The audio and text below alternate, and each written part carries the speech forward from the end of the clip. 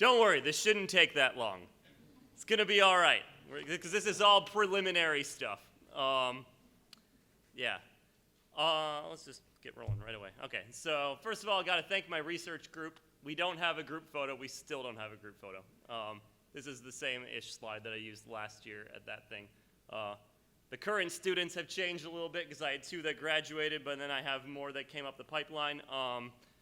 Kara is working on a completely different project, so none of this is her stuff, but Katie and Nick have been working at least tangentially related to this stuff. Also, big time, Dr. Witzke, who's hiding in the back, is like half of this project, so we're putting that out there too.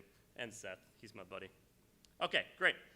So my research group, we do thin film materials, which is exactly what it sounds like. It is a material that is thin and flat. Great. And there's 2 different, not really related directions at all that we're working on here. So we have solar energy, water pollution removing devices, which is what I talked about last year, and so we're not doing that today. And the other group is on what's called metal oxide graphene composite materials. All right, so we're going to break that down. We're going to look at the individual components and what we're going to look at with this final material, and then see a little teensy-weensy bit of preliminary promising data, and then I'll stop talking. That's the game plan. All right. Composite materials, what the heck is this? You are secretly familiar with composite materials, whether you know so or not. So a material is a thing, right? Like something that you can tangibly interact with. And so a composite means we're just taking 2 of these things and blending them together. This is not a chemical reaction. We still have 2 discrete substances that we're just blending together. Typically, composite materials show properties of both individually. Sometimes we have what's called emergent properties. This is like the result is greater than the sum of its parts. It has some new property that came out of it. For instance, if you mix all the colors of paint, it's not a rainbow, it's brown sludge. So that would be an emergent property from paint. An example of a composite material is blue jeans, particularly women's blue jeans, because I swear stretchy men's pants weren't a thing until not that long ago. Seriously. But so if you're making blue jeans, you want them to be rugged, and so you make them out of really, really thick cotton denim material. But you also want them to be just a little bit stretchy. You want to be like the Brett Favre commercial, where you can play football in your jeans, right? And so you put a little teeny tiny bit of spandex in there also. So does the mouse? No, the mouse isn't on there. You put a little tiny bit of spandex in them as well. So they have a little bit of that stretchiness. Now, we have not chemically reacted the cotton and the spandex. We've just interwoven them together. Okay, so my composite materials, we're going to start with graphene. You might not be familiar with graphene, but you definitely, whether you know it or not, are familiar with graphite, which is the buddy of graphene. Graphite is in pencils. It's that grayish, blackish, slippery stuff. You can also use, people use it as like a lubricant sometimes in like Pinewood Derby cars and other things. Literally, I've only ever used it in Pinewood Derby cars. I don't know what else people use graphene for, but that's fine. Graphite is just a stacked up version of graphene. Graphene is a single 2-dimensional sheet of carbon atoms that are in like this cool honeycomb hexagon pattern. It literally looks like that. They've actually looked at this stuff under hardcore electron microscopes, and it's cool. It's trippy looking at the image because it truly is like hexagons. It's awesome. Why do we like graphene? It is cheap. It is made out of pure carbon. It is therefore is abundant also because carbon is secretly everywhere. It's sustainable because it's easy to manufacture this stuff. You can recycle it, it's great stuff. And also it's what we call a transparent conductor. Conductor meaning like conducts electricity. We got that. Transparent meaning you can see through it. This is not normal. Most things that conduct electricity are not transparent. Like think about a metal wire. If I have a piece of metal, like this microphone, I cannot currently see Dr. Martinez because he's on the other side of the microphone. but I would like to have a material that both conducts electricity and I can have light that passes through. You picking up what I'm putting down? We're good? Okay, yeah. So that would be cool. Our metal oxide of choice for this research is copper oxide. Why am I interested in copper? A, it's relatively inexpensive. I say relatively because you may have heard copper is an expensive metal. People are stealing copper pipes out of houses. This is really expensive. I'm an inorganic chemist. Compared to like platinum, palladium, iridium, gold, like this, copper is not that expensive. Like it's cheaper than the stuff that they're making the lithium-ion batteries out of, so it's all right. It's also sustainable. Like copper isn't like destroying the planet when it shows up in landfills like other plasticky things. But the important thing for this study is it is intrinsically antibacterial. This is a known thing about copper. The mechanism is a little bit more up in the air.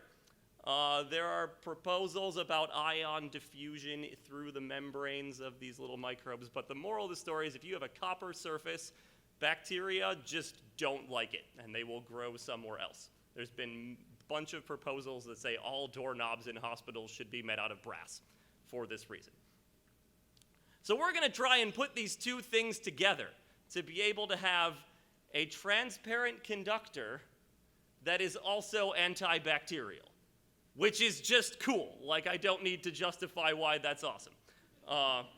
Synthetic method is very easy, which is great because it means undergrads can do it with almost no training. So what we do is we take our graphene and we take our metal oxide precursor, which is a ionic compound that has copper in it. We're specifically using copper oxalate. Don't worry about it, it doesn't matter. We're going to put that into a dish. We have what's called ultrasonication, which is literally ultrasound, except it's focused ultrasound on this little like 3 millimeter pointy stick, so it's like a sound laser. And we do that because the graphene layers like to stack on top of each other as graphite, and this helps like break them apart that way, similar to like if you've seen the interweaving the pages of two phone books together and you can't pull them apart, but by using ultrasound we kind of shake them apart. We then dry them out because we don't want the water in there. We grind it up to get it all mixed together, and then we pop it into the furnace at a nice toasty 450 degrees Celsius, which is hot in Fahrenheit. That's like pushing 1,000 Fahrenheit, so just to get grips on that. And then poof, we're done. We have gray mystery powder that we have to somehow get thin films of. The somehow is the topic of Nick's research right now. He's trying to get thin films.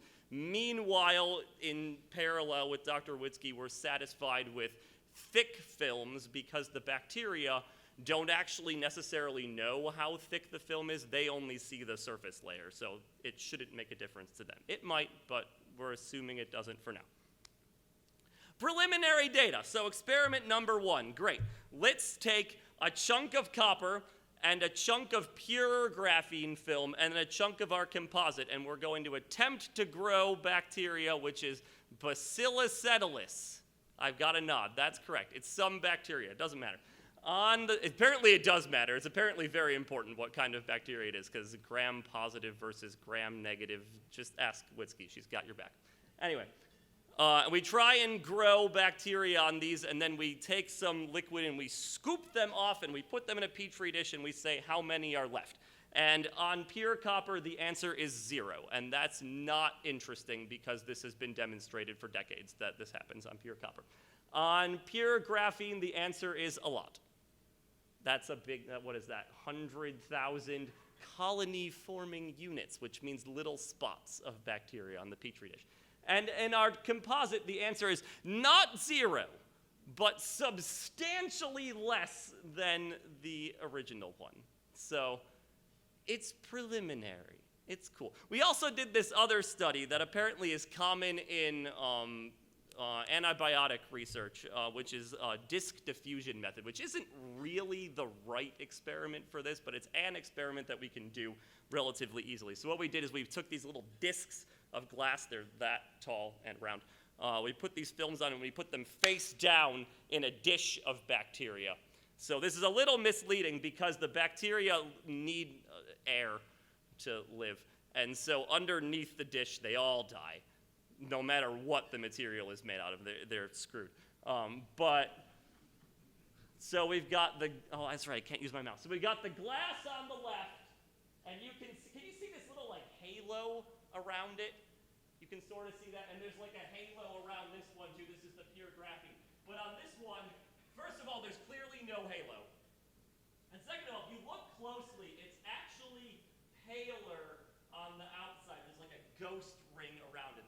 It's very hard to see. So like this isn't like super publishable data. But the point is, according to Dr. Witzke, the reason why there's a halo is because the bacteria are actually growing up the side of the glass here, versus in our film, they're just avoiding it like the plague. Is that allowed, or did I just lie? Okay, so she's fact-checking me in real time. This is delightful. So we got something good going on here. It turns out the hardest part of this experiment, believe it or not, is getting the bacteria onto the film.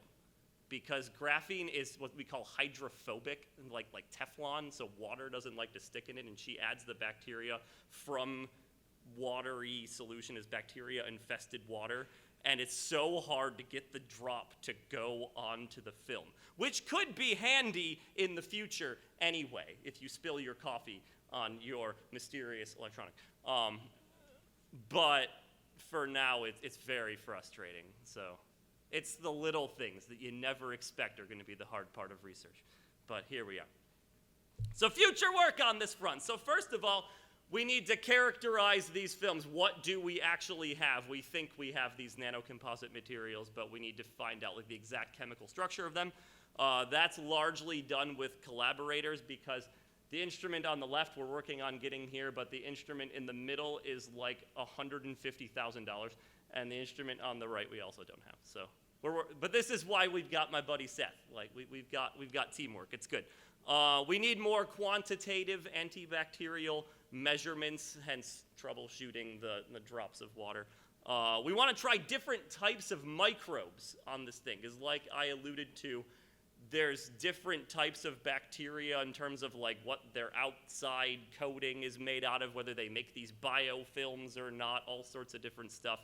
These films we expect to work better for some kinds than other kinds. Also, in principle, these could work for like viruses or fungi, if you pronounce it that way, or other things like that. Also, as I alluded to, Nick is doing work on ultra-thin films of this, so they're actually transparent, and then does it still work with the antimicrobial things? So that's all coming, I would say coming soon, but let's be modest and say coming before I'm up for tenure. Yes. All right, cool. That's what I got.